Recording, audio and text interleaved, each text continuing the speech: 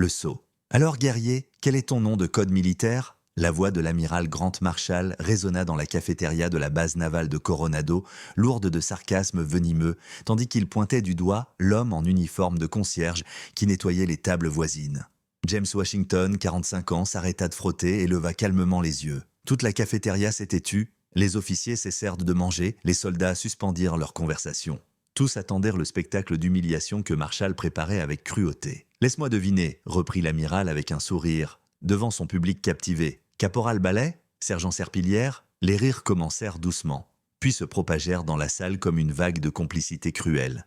James n'aurait jamais imaginé que 2 années à nettoyer les mêmes couloirs qu'il avait autrefois parcourus en homme respecté se termineraient ainsi. Après avoir perdu sa femme dans un accident et devant élever seul sa fille de 12 ans, il avait accepté le seul emploi disponible sur la base, même s'il savait que cela ferait de lui un homme invisible aux yeux de ceux qui l'avaient jadis salué. Marshall s'approcha, sa voix montant pour que tout le monde entende. « Allons, mon vieux, tu n'as jamais vraiment servi. Tu es ici parce que tu avais besoin d'un travail facile. » L'amiral ajusta les médailles sur sa poitrine, chacune reflétant la lumière fluorescente comme un petit trophée de supériorité. Depuis quelques mois, James avait remarqué les regards condescendants, les murmures et la manière dont certains jeunes officiers se faisaient un plaisir de laisser tomber des miettes au sol en le voyant passer. Il avait choisi d'ignorer tout cela. Mais quelque chose dans l'arrogance de Marshall, dans sa façon de transformer l'humiliation en spectacle public, raviva une blessure qui n'avait jamais guéri. « Mon nom de code, dit James calmement, sa voix tranchant l'air comme une lame, était Lone Eagle, aigle solitaire. Le silence qui suivit fut assourdissant. Les fourchettes restaient en suspendu, les conversations moururent. Un jeune soldat à la 3e table laissa échapper un hoquet étouffé. Il avait entendu les légendes murmurées à l'entraînement à propos d'un opérateur fantôme qui accomplissait des missions de sauvetage impossibles. Le sourire de Marshall se figea. Ses yeux clignèrent rapidement comme s'il tentait de traiter une information inconcevable. Car Lone Eagle n'était pas qu'un nom de code. C'était un mythe, une légende circulant dans les opérations classifiées, parlant d'un homme qui entrait seul en territoire ennemi et revenait avec des otages que tout le monde croyait perdus. James fixa l'amiral sans ciller, attendant sa réaction. Depuis 2 ans, il supportait en silence l'humiliation, protégeant sa nouvelle vie simple et sa fille de la tempête, que révéler sa véritable identité provoquerait. Mais en voyant le mépris de Marshall se transformer en confusion, il sut que la partie venait de changer. Devant tous ceux qui, quelques secondes plus tôt, le méprisaient, James se tenait droit, gardien d'un secret trop puissant pour être révélé avant le moment venu. Si cette histoire de préjugés et de dépassement de soi touche ton cœur, n'oublie pas de t'abonner à la chaîne pour découvrir comment un simple moment d'humiliation deviendra le catalyseur d'une révolution que personne n'oubliera jamais. Le silence ne dura que quelques secondes, mais il permit à Marshall de reprendre contenance et de transformer sa confusion en quelque chose de bien plus dangereux, le mépris. « Lone Eagle » répéta-t-il en ricanant, regardant autour de lui pour s'assurer que tout le monde suivait la scène. « Sérieusement, tu crois que quelqu'un ici va avaler cette absurdité ?» Sa voix monta, gonflée d'une arrogance si toxique qu'elle semblait empoisonner l'air. « Un concierge qui se prend pour une légende militaire. C'est quoi la suite ? Tu vas nous dire que tu es parent du président ?» James resta immobile, mais quelque chose dans son regard changea. Une froideur qui fit frissonner les soldats les plus expérimentés. Ils reconnurent ce regard, celui qu'on porte après des missions qu'on préférerait oublier. « Regarde-toi », continua Marshall, tournant autour de James comme un prédateur qui joue avec sa proie. Uniforme usé, chaussures éraflées, mains calleuses d'avoir frotté des sols. « Lone Eagle, vraiment ? Le seul endroit où tu voles, c'est sur un manche à balai. » Les rires reprirent, plus fort encore, nourris par l'approbation de leurs supérieurs. James savait que chaque rire était une brique de plus dans le mur d'humiliation que Marshall érigeait. Mais ce que l'amiral ignorait, c'est que chaque insulte était soigneusement archivée dans la mémoire d'un homme ayant passé 15 ans à transformer l'information en arme. 3 semaines plus tôt, James avait remarqué un schéma inquiétant. Marshall ne rabaissait pas les autres par simple plaisir. Sa cruauté avait une méthode. Il détruisait systématiquement la dignité de quiconque était en dessous de lui dans la hiérarchie. James l'avait observé silencieux lorsqu'il faisait des remarques racistes déguisées en blagues, harcelait des employés civils et abusait de son autorité pour intimider les jeunes recrues. La semaine précédente, il avait vu Marshall hurler sur une jeune soldate hispanique jusqu'aux larmes, l'accusant de ne pas avoir sa place dans les forces d'élite américaines. 2 jours plus tôt, il avait vu l'amiral forcer un soldat noir à nettoyer les toilettes comme punition pour un manque de respect inventé de toutes pièces. Chaque incident avait été mémorisé comme les données d'une mission de reconnaissance. « Tu sais ce que je crois ?» souffla Marshall d'une voix venimeuse que tout le monde pouvait encore entendre. « Je crois que tu as inventé cette petite histoire pathétique pour impressionner ta fille. Que pensera-t-elle quand elle découvrira que papa n'est qu'un menteur raté? La faute fatale de Marshall fut d'avoir mentionné sa fille. James avait perdu sa femme Rebecca 2 ans plus tôt dans un accident de voiture. Elle était infirmière à l'hôpital de la base et rentrait d'un service de nuit quand un conducteur ivre avait bouleversé leur vie. Depuis ce jour, sa fille Zoé était tout ce qui restait de précieux dans son monde. Chaque jour, chaque sacrifice, chaque humiliation silencieuse que James endurait n'avait qu'un seul but: protéger la stabilité et le bonheur de sa fille. Zoé avait 12 ans, l'âge où l'on commence à comprendre les subtilités sociales. Elle avait récemment demandé pourquoi certains de ses camarades se moquèrent du travail de son père et pourquoi certains parents évitèrent de lui parler lors des événements scolaires. James répondait toujours avec patience, lui expliquant que tout travail honnête mérite le respect, peu importe l'uniforme que l'on porte.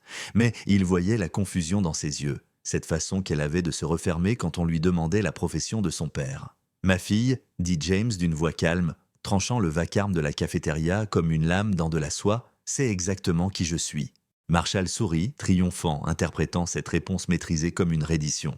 Bien sûr qu'elle sait. Un concierge qui invente des histoires pour se sentir important. Mais ce que Marshall ne remarqua pas, c'est que d'autres dans la cafétéria commençaient à prêter une attention particulière. Le commandant Torres, vétéran de 3 missions, observait James avec une expression pensive. Le sergent Williams, spécialiste des opérations spéciales, avait cessé de manger et étudiait chaque micro-expression du visage du concierge. Car il y avait quelque chose dans la posture de James, dans sa respiration, dans la manière contrôlée dont ses mains restaient détendues sous les insultes, qui ne correspondait pas à l'image d'un homme brisé. C'était la sérénité de quelqu'un qui avait affronté des situations infiniment pires et en était sorti victorieux. Au cours des 2 dernières années, James avait fait bien plus que nettoyer des sols. Il avait observé, écouté, appris. Il savait exactement quels officiers étaient de corrompus, quels contrats militaires étaient truqués, quels soldats aient été systématiquement maltraités. Il avait tout documenté avec la précision d'un analyste du renseignement, car c'était exactement ce qu'il avait été, bien avant de devenir Eagle solitaire. Marshall continua ses attaques pendant 10 minutes encore, chaque insulte plus raffinée que la précédente, chaque humiliation plus publique. Il parla du fait que des hommes comme James devaient accepter leur place dans la société, que c'était naturel que certains naissent pour commander et d'autres pour servir. Ces mots étaient du poison pur, distillés par des années de privilèges et de préjugés jamais contestés. Mais ce qui impressionna vraiment James, ce ne fut pas la cruauté de l'homme. Il avait connu de véritables ennemis sur de vrais champs de bataille, c'était sa stupidité absolue. Marshall était tellement aveuglé par son arrogance qu'il ne voyait pas les signes évidents autour de lui. Les soldats vétérans fronçant les sourcils, les officiers chuchotant entre eux, et même certains de ceux qui avaient d'abord ri, commençant à paraître mal à l'aise face à la violence de l'attaque. Quand enfin Marshall termina son numéro et s'éloigna en riant, accompagné de ses flatteurs, James se contenta de retourner à son travail. Il reprit son chiffon, rangea son chariot de nettoyage et quitta la cafétéria avec la même dignité silencieuse que toujours. Mais cette fois, quelque chose avait changé. Marshall avait franchi une ligne qu'il n'aurait jamais dû franchir. Il avait rendu la situation personnelle, et le personnel, c'était justement la spécialité de Lone Eagle. Chaque nouvelle humiliation ne faisait que renforcer en lui une détermination silencieuse alimentée par l'injustice qu'on lui imposait. Ce que cet amiral privilégié ignorait, c'est que chaque acte de mépris préparait sa propre chute, et que l'homme qu'il venait d'humilier en public avait les ressources, les connaissances et les connexions nécessaires pour transformer sa vie en cauchemar éveillé. Ce soir-là, James était assis à la table de la cuisine dans sa modeste maison, faisant semblant d'aider Zoé avec ses devoirs de mathématiques, tandis que son esprit repassait en boucle chaque mot prononcé par Marshall dans la cafétéria. Sa fille, concentrée sur ses équations, ne remarqua pas qu'il avait discrètement ouvert son vieil ordinateur portable et commençait à taper. « Papa, tu écoutes ?» Zoé leva les yeux, fronçant les sourcils. « Je t'ai demandé 3 fois pour cette équation. » James cligna des yeux, revenant au présent. « Pardon, ma chérie, montre-moi encore. » Mais pendant qu'il lui expliquait patiemment comment résoudre pour X, une partie de son esprit travaillait déjà sur un problème bien plus complexe. Comment exposer systématiquement un officier corrompu sans mettre en danger sa propre sécurité ni celle de sa fille? Parce que James Washington n'était pas seulement un concierge, et il n'était pas seulement Lone Eagle. Avant de devenir une légende des opérations spéciales, James avait été analyste du renseignement militaire pendant 8 ans. Sa spécialité, cartographier les réseaux de corruption dans les territoires occupés, identifier les schémas de comportement et monter des dossiers qui menaient à la chute spectaculaire de figures réputées intouchables. C'était cette compétence, autant que son expertise au combat, qui l'avait rendu si précieux dans les missions les plus sensibles. Durant ces 2 années à la base, James avait fait bien plus qu'observer. Il avait méthodiquement documenté chaque abus de pouvoir de Marshall, chaque remarque discriminatoire, chaque violation du protocole. Il connaissait les contrats surfacturés que l'amiral approuvait en échange de cadeaux des fournisseurs. Il connaissait les noms des soldats que Marshall avait transférés vers des affectations dangereuses pour des raisons purement personnelles. Il avait même des enregistrements audio de certaines des tirades racistes les plus explicites de l'amiral, capturées par hasard en nettoyant son bureau. Mais documenter ne suffisait pas. James avait besoin d'une preuve irréfutable, d'un coup qui détruirait Marshall si complètement et publiquement que l'homme ne pourrait jamais s'en relever. Et pour cela, il avait besoin d'aide. Le lendemain matin, pendant sa pause, James se rendit au centre de communication de la base. Là, comme toujours, il trouva le sergent Martinez en train d'organiser les rapports de transmission. Carmen Martinez, 34 ans, était l'une des rares personnes sur la base à toujours le saluer avec un respect sincère. Elle venait d'une famille d'immigrés et reconnaissait dans ses yeux le regard de ceux qui affrontent les préjugés chaque jour. « Bonjour, monsieur Washington », dit-elle avec un sourire. « Comment va Zoé ?»« Bien merci, Carmen », répondit James en baissant la voix. « J'ai besoin de te parler de quelque chose d'important, quelque chose de confidentiel. » Le ton grave fit immédiatement cesser Carmen dans son travail. Elle connaissait James depuis 2 ans, et jamais encore elle ne l'avait vu demander une faveur ni montrer la moindre urgence. Pendant 25 minutes, dans une petite salle isolée, James lui révéla soigneusement tout ce qu'il avait observé à propos de l'amiral Marshall. Il lui montra des photos sur son téléphone, des documents qu'il avait discrètement photographiés, fit écouter des extraits audio qu'il avait enregistrés et décrivit le schéma systématique d'abus et de discrimination. Carmen l'écoutait en silence, les yeux s'écarquillant à chaque nouvelle révélation. « Mon Dieu, James, c'est énorme. Mais pourquoi tu me dis tout ça ? Parce que tu as accès au système de communication de la base et parce que Marshall a commis hier une erreur fatale. » James lui expliqua son plan. Ce n'était pas une vengeance émotionnelle, c'était une justice chirurgicale. Marshall l'avait publiquement humilié, mais ce faisant, il avait exposé sa propre arrogance devant des dizaines de témoins. Il ne restait plus qu'à retourner cette arrogance contre lui. L'amiral a une faiblesse, poursuivit James. Il ne peut pas résister à un public. Plus l'audience est grande, plus il va loin dans ses propos. Et cet après-midi, il a cette téléconférence avec le Pentagone à propos de l'évaluation des officiers. Carmen hocha lentement la tête. En tant que technicienne des communications, c'était elle qui devait installer et superviser la transmission. Si pendant cet appel il tient les mêmes propos qu'hier, mais cette fois devant des officiers supérieurs, elle s'interrompit. Ce sera la fin de sa carrière, compléta James.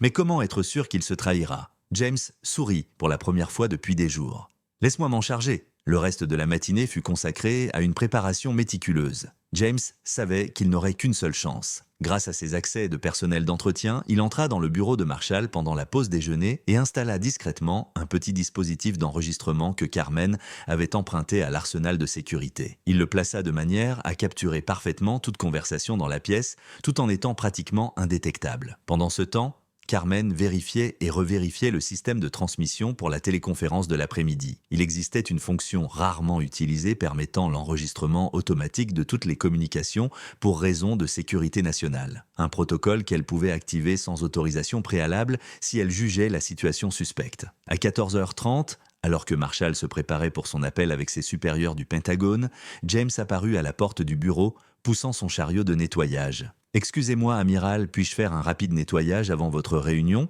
Marshall, vérifiant que ses médailles étaient parfaitement alignées, fit un geste impatient. « Faites vite, et essayez de ne rien casser avec vos grosses mains. » La remarque était exactement ce que James attendait. Marshall ne manquait jamais une occasion de rabaisser les autres, surtout avant de s'adresser à ses supérieurs. L'adrénaline du moment rendait sa cruauté encore plus visible. Pendant qu'il nettoyait, James observa Marshall relire ses notes pour l'appel. L'amiral semblait particulièrement enthousiaste aujourd'hui, se vantant à voix haute de pouvoir enfin remettre à leur place certains officiers au dossier douteux. « Vous savez, Washington, lança Marshall soudainement comme si une idée brillante lui venait, vous m'avez bien fait rire hier avec votre histoire de Lone Eagle. Je vais la raconter aux généraux aujourd'hui. Ils vont adorer entendre parler de concierges qui se prennent pour des héros de guerre. » James garda une expression neutre en essuyant la table. « Comme vous voudrez, amiral. Ah, vous y croyez vraiment à vos mensonges, hein, ricana Marshall. Je parie que vous dites à votre gamine que papa est un super soldat secret. Pathétique. » Chaque mot était capté à la perfection par le micro caché. Mais James avait besoin de plus.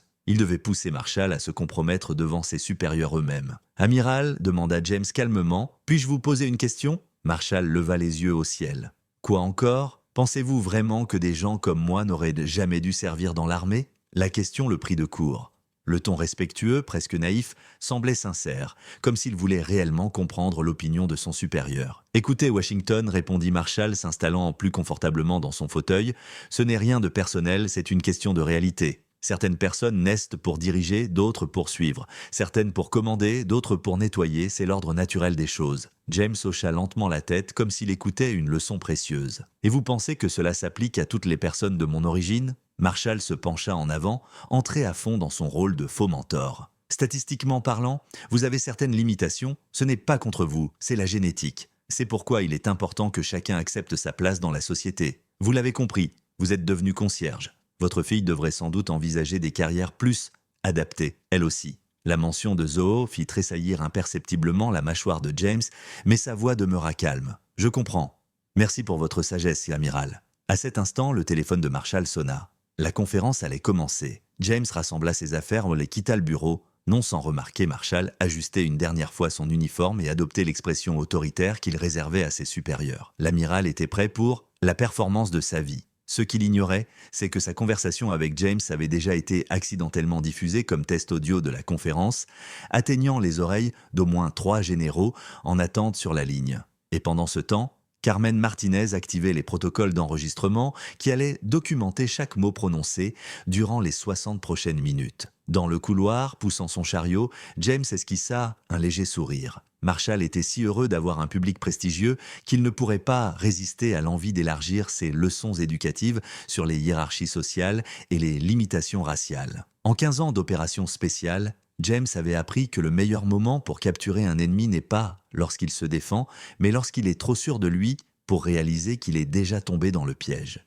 Et Marshall, gonflé par sa propre arrogance et convaincu d'être entouré d'esprits semblables aux siens, était sur le point de se pendre avec ses propres mots, devant une audience capable de détruire sa carrière d'un simple rapport disciplinaire. Dans ce couloir silencieux, tandis qu'il poussait son chariot vers sa prochaine cible, James Washington n'était plus un simple concierge humilié, ni même un ancien opérateur en quête de revanche. Il était un stratège aguerri déclenchant la phase finale d'une opération que Marshall ne verrait jamais venir. Car les hommes comme l'amiral ne peuvent jamais imaginer que leurs victimes puissent être plus intelligentes, mieux préparées et infiniment plus dangereuses qu'elles n'en ont l'air. À 14h45 précise, la conférence téléphonique débuta exactement comme Marshall l'avait prévu. 3 généraux du Pentagone apparurent à l'écran de son bureau, uniformes impeccables, visages graves, ceux d'hommes discutant de l'avenir de la défense nationale. « Amiral Marshall, salua le général Thompson, vétéran de 4 déploiements, revoyons les évaluations des officiers problématiques de votre base. »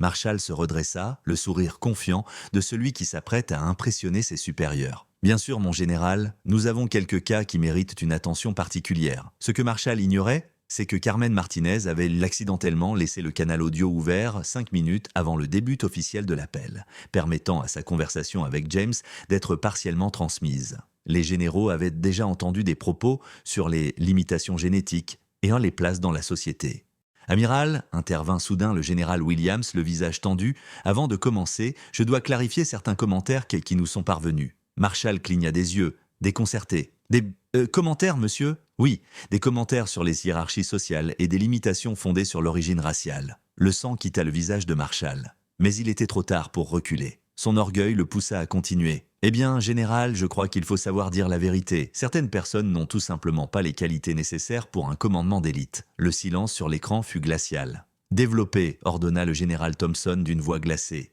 Et Marshall développa 15 longues minutes d'un discours dévastateur. Il exposa méthodiquement sa vision, l'inadéquation raciale, les hiérarchies naturelles et l'idée que des gens comme ce concierge devaient accepter leurs limites. Chaque mot était enregistré en haute définition, capté automatiquement par les systèmes de sécurité nationale. Pendant ce temps, James avançait calmement dans les couloirs, non pas comme un concierge vaincu, mais comme un commandant exécutant la dernière phase d'une mission. Il arrive au centre de communication juste au moment où Carmen lui fit un discret signe.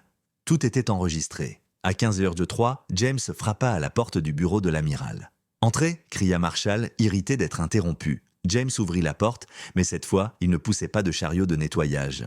Il tenait une chemise remplie de documents, et son visage portait une expression qui fit vaciller l'amiral en pleine phrase. « Désolé d'interrompre, amiral, dit James d'une voix calme, mais je dois corriger certaines informations erronées que vous partagez avec nos supérieurs. » Les généraux, intrigués, se penchèrent vers l'écran. « Washington !» bégaya Marshall. Sortez immédiatement d'ici, je suis en réunion officielle. Je sais parfaitement de quel type de réunion il s'agit, répondit James en s'avançant vers la caméra. Généraux, mon nom est James Washington, ancien major des forces spéciales, nom de code Lone Eagle. J'ai servi sous le commandement direct du général Thompson entre 2015 et 2019. Le général Thompson se redressa d'un bond, comme frappé par un éclair. Bon sang, Lone Eagle, opération Thunderstorm en Afghanistan? Oui, monsieur. Sauvetage de 17 otages derrière les lignes ennemies. Marshall vira au violet. C'est impossible. C'est un concierge. Il ment. James ouvrit sa mallette et commença à présenter des documents devant la caméra. Certificat d'honneur, photos avec des généraux, dossier de mission classifié. L'amiral Marshall, déclara-t-il d'une voix ferme, m'a publiquement humilié depuis 2 ans, affirmant que je n'étais bon qu'à nettoyer les sols. L'expression des généraux passa de la stupeur à une colère froide. Et ce n'est pas tout, poursuivit James. Pendant tout ce temps, j'ai systématiquement documenté les comportements discriminatoires de l'amiral. Il leva un petit enregistreur. J'ai 47 enregistrements de propos ouvertement racistes, y compris la conversation que vous venez d'entendre.